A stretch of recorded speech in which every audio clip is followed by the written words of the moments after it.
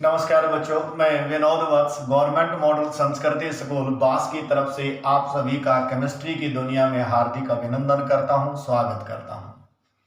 हम कर रहे हैं बेटा +2 क्लास की सेकेंड यूनिट्स सॉल्यूशन और ये है हमारी वीडियो नंबर 6। इस वीडियो के अंदर हम करेंगे बेटा solubility of solid in a liquid and the factor affecting solubility of solid in a liquid। तो सबसे पहले हम डेफिनेशन की बात करते हैं बेटा कि भाई व्हाट इज द सॉल्युबिलिटी। तो जब हम सॉलिड इन ए लिक्विड यानी कि जिसके अंदर लिक्विड एक सॉल्वेंट होगा तो उनको बोलते हैं बेटा liquid solution. Most common type यही हमारे पास साल्ट सॉल्यूशन कोई भी है तो इसकी। तो सॉल्युबिलिटी को एक्सप्लेन कैसे करते हैं, what is the solubility of A solid in a liquid. मान लीजिए बेटा ये हमने एक बीकर ले लिया और इसके अंदर 100 ग्राम वाटर ले लिया और इसमें हमने शुगर डालनी शुरू कर दी। ठीक है, तो सॉल्युबिलिटी को डिफाइन करने के लिए थोड़ी सी शुगर डिजोल्व कर दी, घुल गई, फिर और डाली वो भी डिजोल्व होगी, और डाली डिजोल्व होगी। एक ऐसी सिचुएशन आएगी जब हमें ये लगेगा कि सॉल्युबिलिटी यानी कि अब और शुगर डिजोल्व नहीं आई है। इसका मतलब क्या हो गया कि इक्विलिब्रियम आ गया है।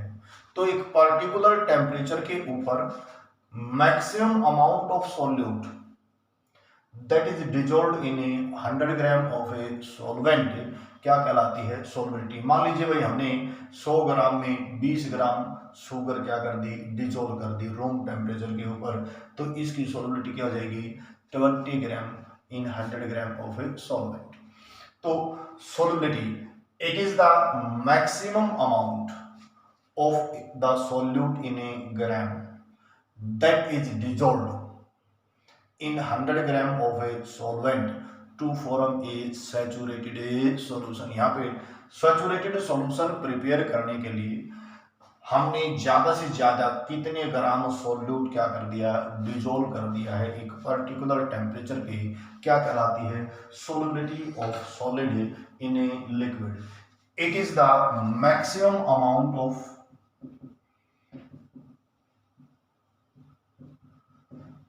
maximum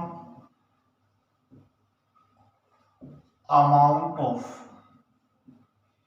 solute in gram। it is the maximum amount of solute in a gram dissolved in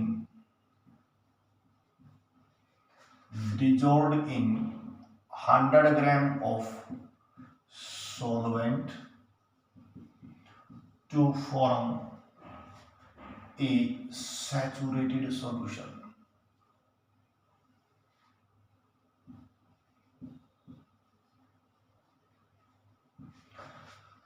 100 gram solvent के अंदर ज्यादा से ज्यादा कितने ग्राम हमने सॉल्यूट डिजोल्व कर दिया सैचुरेटेड सॉल्यूशन बनाने के लिए at a particular temperature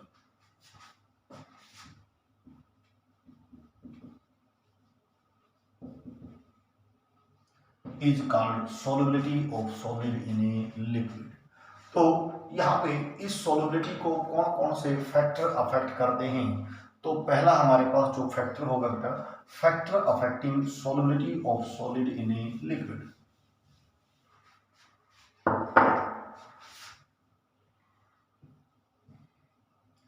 factor affecting solubility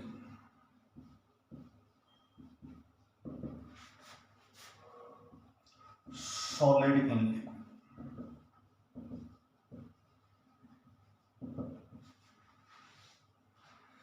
सबसे पहले बेटा नेचर ऑफ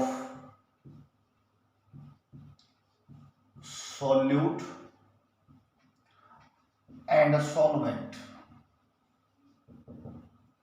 दोनों की नेचर कैसी है। नेचर का मतलब क्या है बेटा, मान लीजिए ये हमने वाटर ले लिया, ठीक है, और इसमें NaCl ले लिया,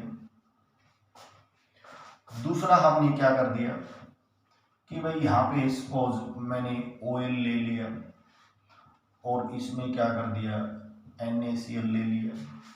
तीसरा हम बात करें बेटा कि भाई जो आयोडीन है सॉलिड और यहाँ पे मैंने कार्बन टेट्राक्लोराइड ले लिया CCl4, ठीक है।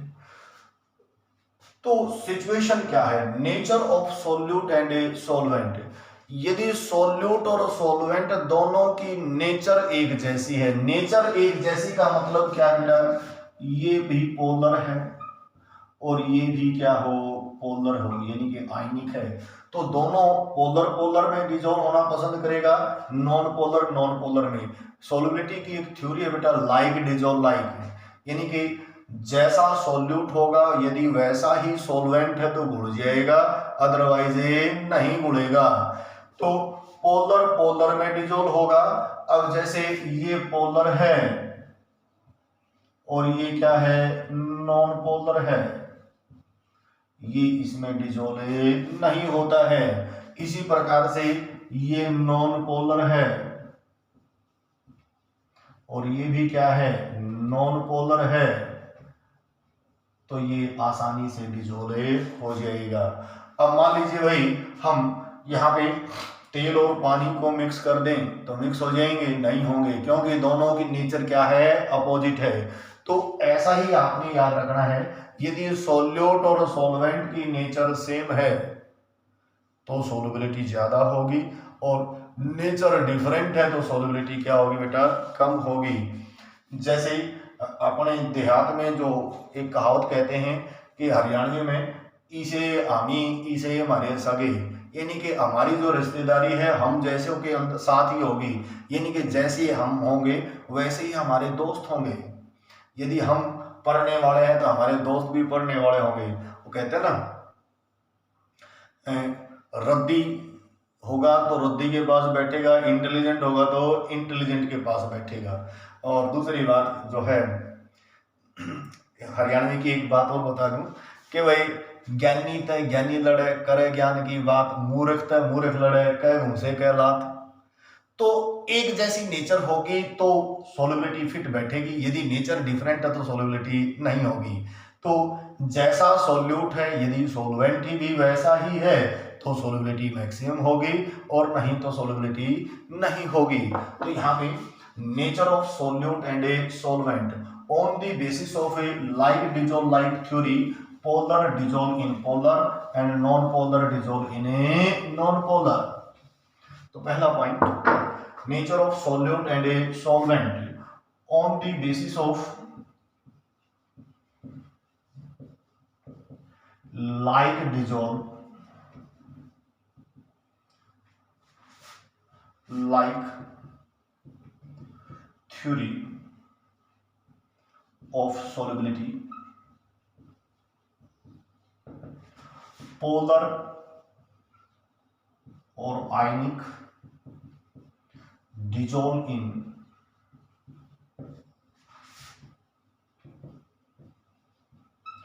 polar solvent and non-polar dissolve in non-polar।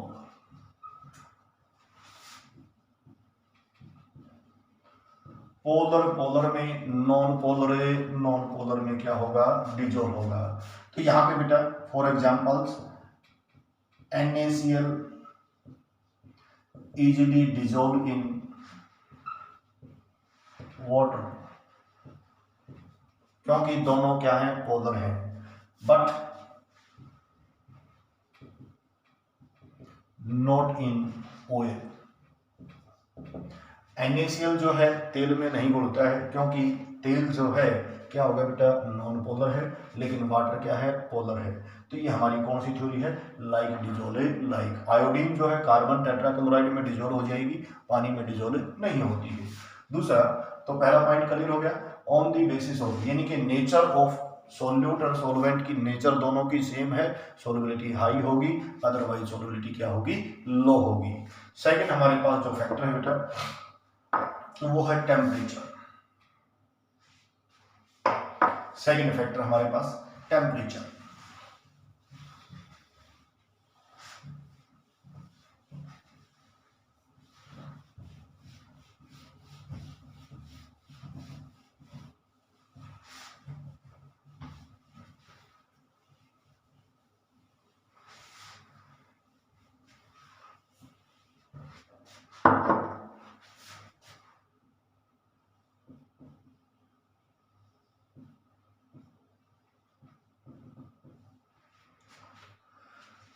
तो टेम्परेचर का सॉल्युबिलिटी के ऊपर क्या इफेक्ट पड़ता है, तो ये डिपेंड करेगा कि डिसोल्यूशन प्रोसेस कैसी है।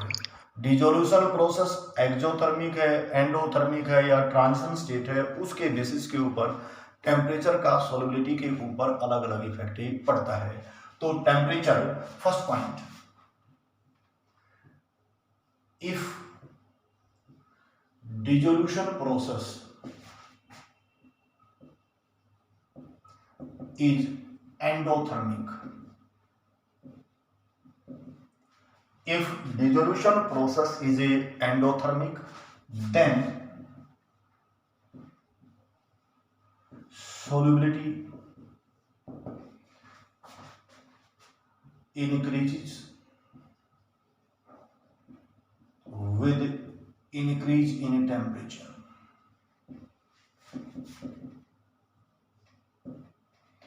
If dissolution process is endothermic, जैसे ही सोल्यूट और सोलवेंट को डिसोल्व करें और प्रोसेस एंडो, हीट एब्जॉर्ब हो रही है। कहने का मतलब क्या है बेटा, सोल्यूट प्लस सोलवेंट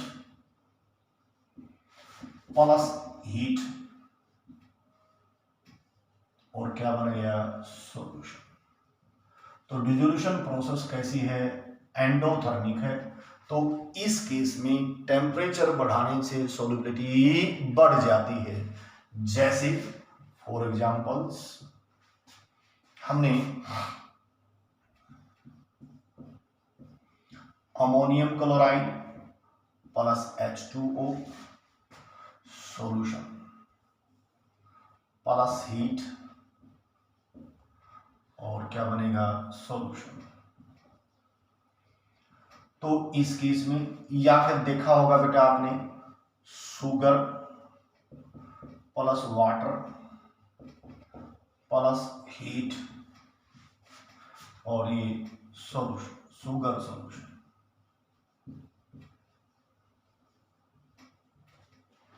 जैसे जैसे हम टेम्परेचर बढ़ाते हैं, मान लीजिए बेटा आप लोगों ने हलवाई देखे होंगे ना, तो थोड़े से पानी के अंदर वो यानी कि 50 किलो जो चीनी है एक कट्टे के अंदर जो आती है, उसको पूरी की पूरी डिजोल्व कर देते हैं, चाशनी बना लेते हैं, तो वो टेम्परेचर बढ़ाते हैं। तो टेम्परेचर बढ़ाने का मतलब क्या है कि जैसे हम शुगर को वाटर में डालते हैं तो ये हीट एब्जॉर्ब करता है। डिसोल्यूशन प्रोसेस यहाँ पे क्या है, एंडोथर्मिक है। तो इस केस में टेम्परेचर बढ़ने से सॉल्युबिलिटी क्या हो रही है, बढ़ रही है। और इसीलिए हलवाई चाशनी तैयार करना, चाशनी मतलब सैचुरेटेड, सुपर सैचुरेटेड सॉल्यूशन बनाने के लिए क्या करते हैं, टेम्परेचर को वो क्या करते हैं, बढ़ाते रहते हैं। तो पहला पॉइंट आपने याद रखना पड़ेगा, यदि सॉल्यूट यानी कि डिसोल्यूशन प्रोसेस एंडोथर्मिक है तो उस केस में टेम्परेचर बढ़ाने से सॉल्युबिलिटी बढ़ जाती है। दूसरा पॉइंट जो है, इफ डिसोल्यूशन प्रोसेस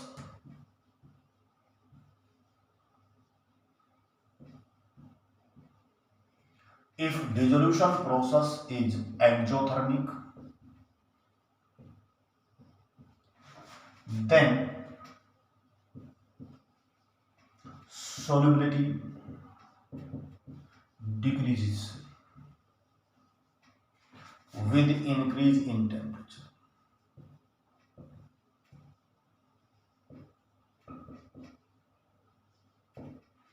कहने का मतलब क्या बेटा कि सॉल्यूट, सॉल्वेंट, सॉल्यूशन प्लस में हीट, तो ऐसे केस में टेम्परेचर बढ़ेगा तो सॉल्युबिलिटी घटेगी। कैसे, देखिए बेटा मान लीजिए भाई हमने कैल्शियम ऑक्साइड ले लिया और इसको पानी में डाल दिया, तो यहाँ पे इसने बना दिया कैल्शियम हाइड्रोक्साइड, साथ में बहुत ज्यादा मात्रा में क्या निकलेगी, हीट निकलेगी। यानी कि सफेदी करते वक्त आप लोगों ने देखा होगा, सफेदी को पानी में डालते हैं तो पानी उबलना शुरू कर देता है, और सफेदी करने वाले जो होते हैं, सफेदी को मतलब 5-7 घंटे पहले या एक रात पहले पानी में भिगो देते हैं, ताकि वो ठंडा हो जाए, समय के साथ साथ टेम्परेचर कम हो जाए, और टेम्परेचर कम होगा तो सोलिबिलिटी क्या होगी, ज़्यादा होगी, और सोलिबिलिटी ज़्यादा होगी तो व्हाइट वाश क्या होगी, अच्छी होगी। ऐसा नहीं है कि चूना डाला वो कुछ ही लेके लग गए उसको लगाने, दीवार को व्हाइट वाश करने, ऐसा संभव नहीं है। इसीलिए चूने यानी कि सफेदी करने से पहले चूने को एक रात पहले भिगोया जाता है, ताकि टेम्परेचर कम हो जाए, सोलिबिलिटी बढ़ जाए, व्हाइट वॉश करते वक्त अच्छी फिनिशिंग आई। तो यदि डिसोल्यूशन प्रोसेस एक्जोथर्मिक है तो उस केस में टेम्परेचर बढ़ाने से सोलिबिलिटी घटती है। तीसरा पॉइंट है, if solute undergo transition state formation,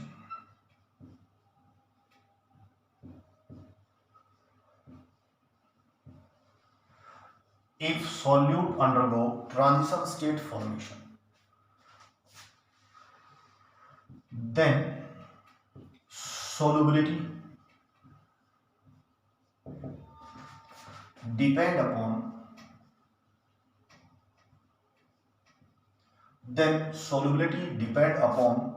the nature of transition state.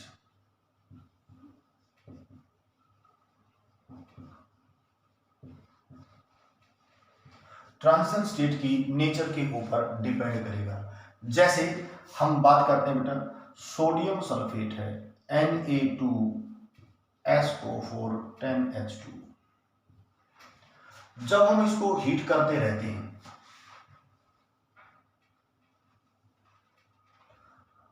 अब वो 32.4 डिग्री सेल्सियस, जैसे ही टेम्परेचर 32.4 डिग्री सेल्सियस से ज्यादा होगा तो ये अपनी वाटर ऑफ क्रिस्टलाइजेशन को क्या कर देगा, लूज कर देगा। इसमें कन्वर्ट हो गया भाई Na2SO4 प्लस 10H2, और ये जो है इनसोलुबल है। और below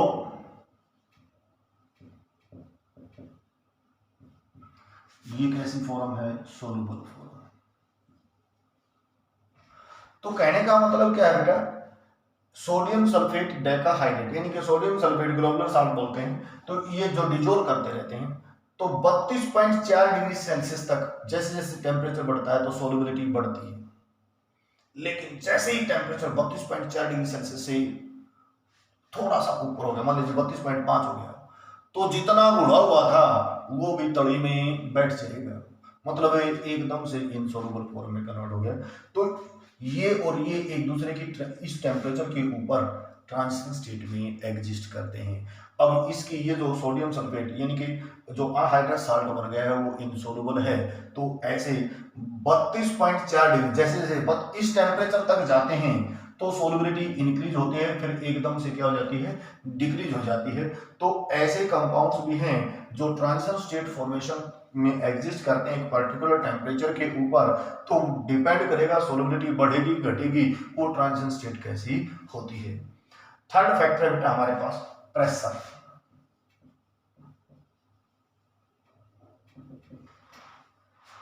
Pressure has no effect on the solubility of a solid in a liquid. It has no effect on solubility of solid in a liquid. Clear? तो ये थे बेटा हमारे पास fact what is solubility and factor affecting a solubility of solid in a liquid. बहुत प्यारा सा topic है, 2 नंबर में ये आपकी लॉटरी लग सकती है। तो बेटा पढ़ते रहिए, घर पे रहिए, सुरक्षित रहिए, और आपके अपने YouTube channel benzene chemistry by Vinod Vats को सब्सक्राइब करते रहिए, अपना आशीर्वाद देते रहिए। कोई दिक्कत है तो इस नंबर पे फोन कीजिएगा 9813547787। आज के लिए इतना ही। Thank you.